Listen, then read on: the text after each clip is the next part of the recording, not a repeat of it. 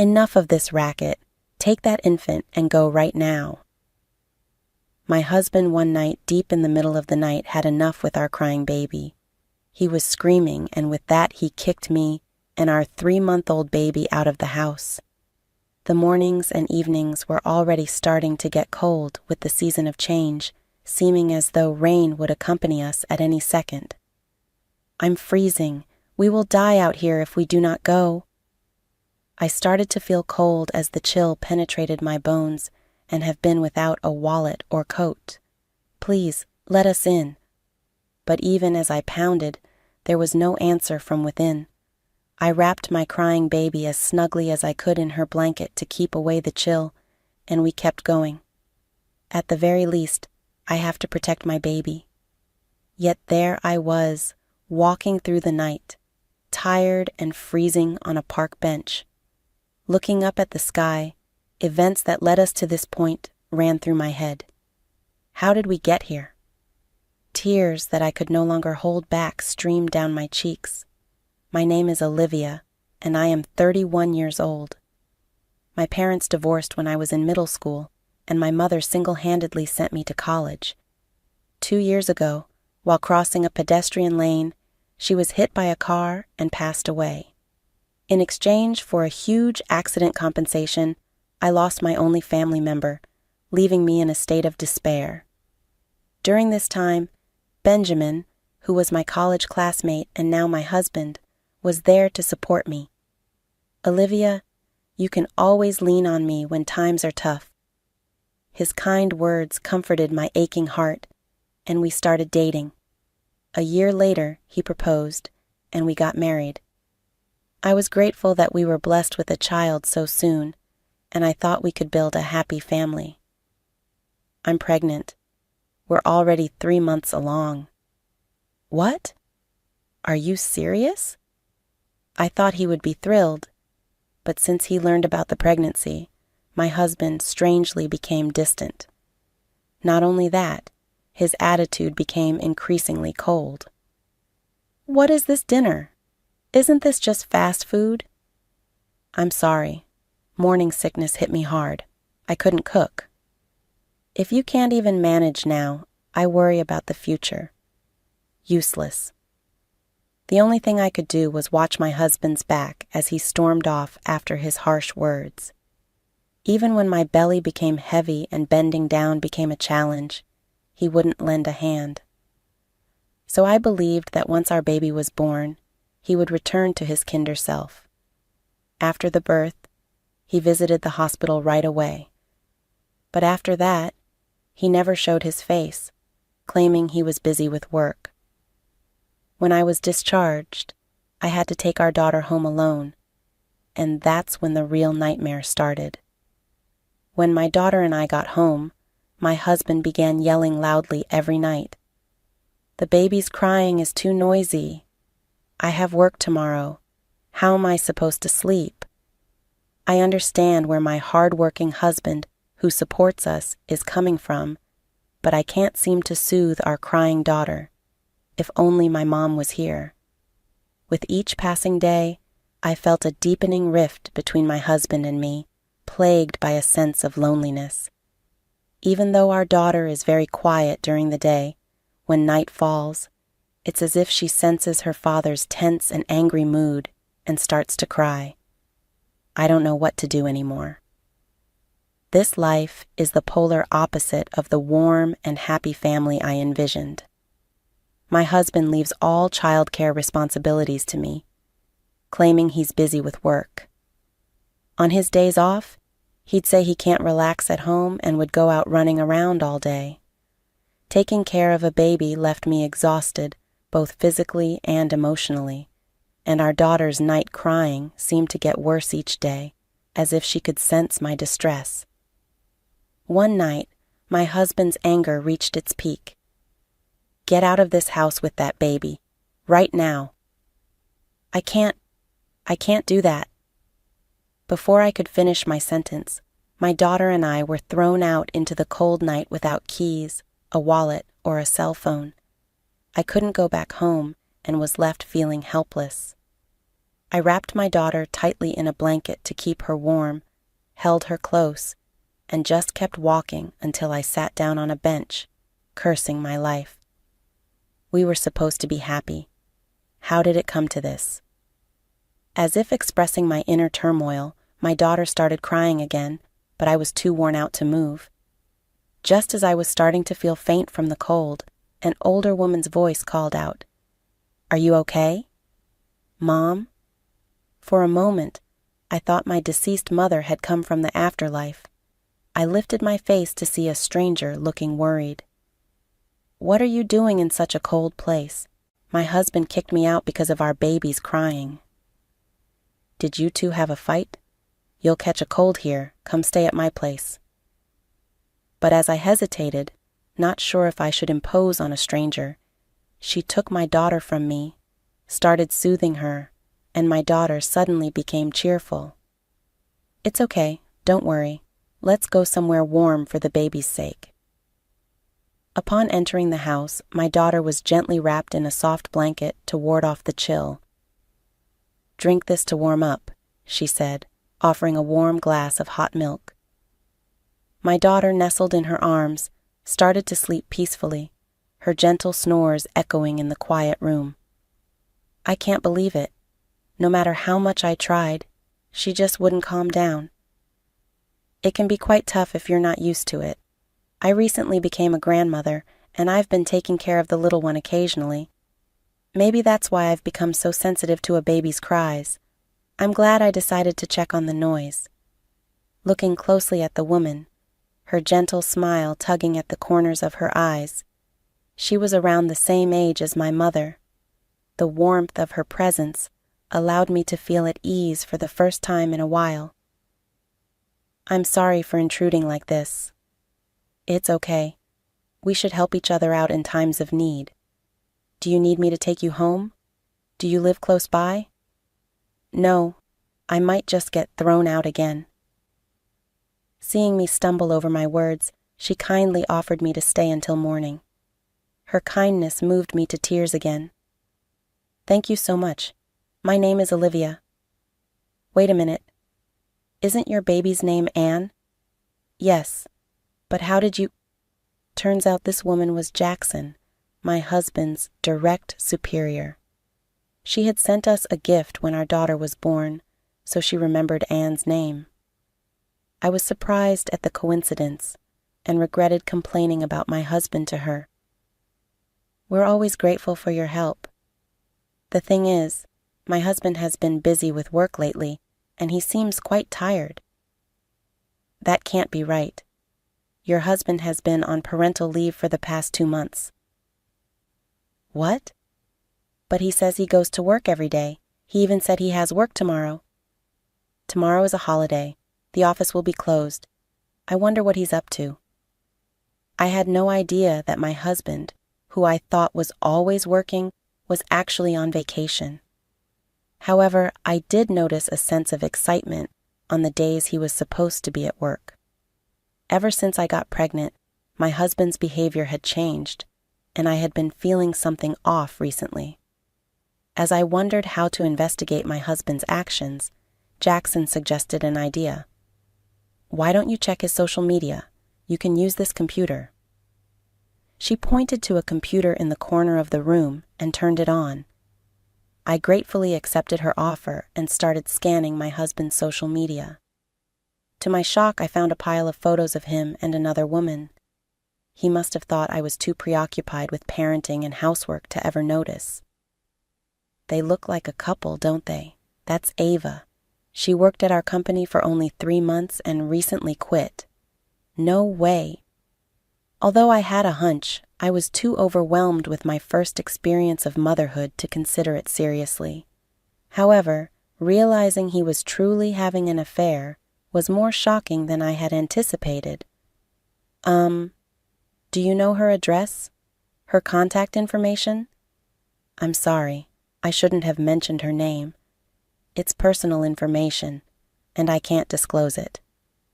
"Oh, right," I deflated. Jackson comforted me. "I'll do everything I can to help with anything else." "Hey, isn't this the Paris Hotel? I know it's a fancy place, and you've been here several times. Do you have that much money?" True enough, there were numerous photos on social media of my husband and his mistress, the woman indulging in luxury dining at the renowned Paris Hotel. As I was on maternity leave, there was no income, and my husband hadn't saved any money once we got married. There was no way he could have such disposable cash. No way. This can't be happening. With a prayerful heart, I checked my bank balance online and found that my savings of $250,000, which I received when my mother died in a car accident, had been halved. I was so shocked that I was unable to move for a while. What's wrong? My husband has been using my savings without my permission. I hadn't touched it at all because I was planning to use it for our daughter. Looking back, I had left my debit card in the card case with my husband when I was hospitalized for childbirth. Since that day, he hadn't visited me in the hospital even once, and the first time he withdrew from my savings was the day I handed him the debit card. I, who trusted my husband, thought he had locked it in a safe and didn't doubt him. I can't forgive him. He's been using my beloved mother's inheritance without my permission. We must punish the lying cheater, and the best way to do that is to secure evidence. With a smirk on his face, Jackson handed me a digital camera. The next day, as we watched from the car Jackson was driving near our house, my husband, humming a tune, hopped into his car and drove off. He doesn't even worry about our daughter and me. Instead, he's making a fool of himself by being so excited. As expected, my husband's car arrived at the Paris Hotel. After a while, the mistress came, and they casually linked arms and entered the hotel restaurant as if it were the most natural thing in the world. I asked Jackson to look after our daughter and sat quietly in a seat behind them. I've had enough of Olivia's stubbornness. Finally, I kicked her out last night. Now she filed for divorce. I'll get the compensation she received from her mother's car accident. If things go well, I might even get the alimony from the divorce trial. You're a bad man. Your wife doesn't even realize that you're after her money. Since her mother passed away, I've been very kind to her so that she'll never find out. But having a child was an unexpected obstacle. Listening to my husband's unbelievable words, my head went blank from the shock. Unaware of my feelings, my husband, swinging the key to the hotel room, headed for the elevator with the woman. When I secretly followed them, even though it was just a brief moment before the elevator arrived, the two of them began to hug and even start kissing. Even though I was prepared, seeing the affair in action was painful. A chill ran down my spine at my husband's voice saying, "This is a pre-celebration for kicking Olivia out. Let's have a blast today." Unable to speak up, the two of them were swallowed up by the elevator. Left behind, I was so frustrated that I couldn't say anything, and I was overwhelmed with sadness and despair. I couldn't stand and fell to my knees right there. At that moment, the sadness that dominated my heart began to turn into a desire for revenge. It's too cruel to betray me like this. I can't just let this go. That evening, timing my return for when my husband got home from work, I made my way back to the house. "Whoa, look who's back. I'm sorry, I'll do whatever you say from now on. Please let me back in the house." To tighten the noose around him, I decided to play the part of the obedient wife for a little while, quelling my rising anger. "Fine. From now on, I'm not giving you any living expenses. Do whatever you want." Understood. Without uttering a single word of disagreement and not mentioning divorce, I was clearly annoying my husband. Despite his continued horrible attitude, I kept tolerating it. While my husband pretended to be at work but was meeting his mistress, I was searching the house for evidence of his affair. I found several receipts for hotels and meals in his bag and suit pockets. But that alone seemed like weak evidence. However, I traced social media under the woman's name, and her identity was finally revealed. 2 weeks later, all the preparations were ready, and I once again visited the notorious Paris hotel. The two of them were nonchalantly having dinner and getting cozy in public, as they did before. I approached them as they were about to get on the elevator. "What are you doing here? Why are you here?" "I am obviously here for a work meeting." Quickly shaking off the arm entwined with his mistress, my husband, looking guilty, tried to escape. "That's odd. Today's a day off, isn't it?" Hearing my strong, sharp voice, he turned around in surprise. "What? Jackson? You're supposed to be on parental leave, right? How come you're working?" "Ah, well." My husband, looking pathetic and flustered, had never dreamed I'd be with his boss. His mistress, the woman, also seemed quite surprised and was at a loss. "Hello, Ava. Long time no see." Yes." The mistress, called by name, seemed nervous and unsure of what to do, looking down. The strange atmosphere was palpable, and I could feel the surrounding people staring at us. "Since we're drawing attention, let's move this to the room you guys booked, unless you want me to scatter these photos around here. Is that okay?" As I showed the photos that proved their affair to my staggering husband, he quickly grabbed my arm and pulled me into the elevator. Jackson caught the fleeing mistress and brought her along. "Why are you with Jackson?" "The day you kicked me out, I had nowhere to go and was sitting in the park when Jackson heard our daughter crying and invited me in." "Seriously? It goes to show you can't do wrong and get away with it." Upon entering the room, I dumped all the evidence I had gathered onto the table, leaving the two of them in shock. "What? These photos? I was here the day after you kicked me out of the house. It was shocking, but I took these as evidence of your affair." "That's low. That's my line. Lying about work to meet your mistress and even taking parental leave. How despicable can you get?" My husband had no words for me, silenced by what I'd said, but I still had more to say. "I'm aware you used my savings without my consent. That money was a legacy from my mother. That's our shared property. I don't see an issue with me using it." "What? It's not shared property. It's mine and mine alone." "Really? Is that so?" "Yes, it is. So you will return the $120,000 you used." "Come on, we're married. Let's not get into such tedious matters." Exhausted by his indifference, I swiftly pulled out the divorce papers from my bag and slammed them on the table. "I'm fed up with you. Fill out these divorce papers immediately." That's a leap, don't you think?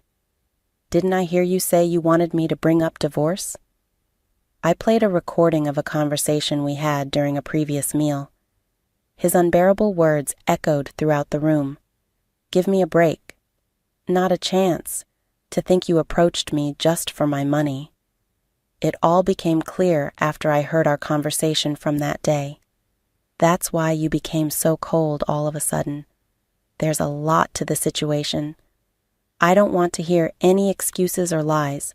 Pay me $20,000 for the affair, $10,000 for all the times you mistreated me, $120,000 for the money you took from my savings, and $110,000 for child support until our daughter turns 20.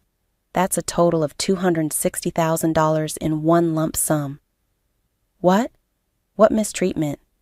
You kicked me and our daughter out of the house in the middle of the night and didn't provide living expenses. He clearly didn't expect his actions to become grounds for financial restitution in a divorce proceeding. Sweating profusely, his desperate plea for calm was pitiful. "Just calm down. Let's talk this out. Don't mock me and don't think you're out of this either. I'll be seeking $20,000 in damages from you too." When I pointed at his mistress, she turned pale. "I have to pay too?" Of course. But in return, I'm divorcing him, so you two can be open about your relationship. That should be a relief, right? This is a problem. I'm sorry. Forgive me. My desperate husband, his face a mess of tears and snot, was the most pitiful sight I'd ever seen, and it completely wiped away the last shreds of compassion I might have had for him. It's absolutely pathetic that he thought such a lie would work on me. We turned our backs on the sorry spectacle of those two and left the room. My husband was officially fired, losing not just his home, but his workplace too. I didn't want to see my husband ever again, so I arranged for a divorce through a lawyer. I demanded compensation for the divorce, the money he had squandered, and child support. His parents were furious with him, and since he couldn't pay all the compensation in one go, his father forced him to work in a mine. He would have his wages garnished to pay me back. I got an immediate payment of $20,000 from his mistress. My daughter and I left the house we've been living in, bought a small apartment, and started our new life. The moment we started living here, my daughter's night crying stopped completely.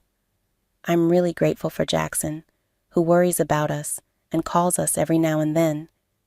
Together with my daughter, I will build a happy, smile-filled home.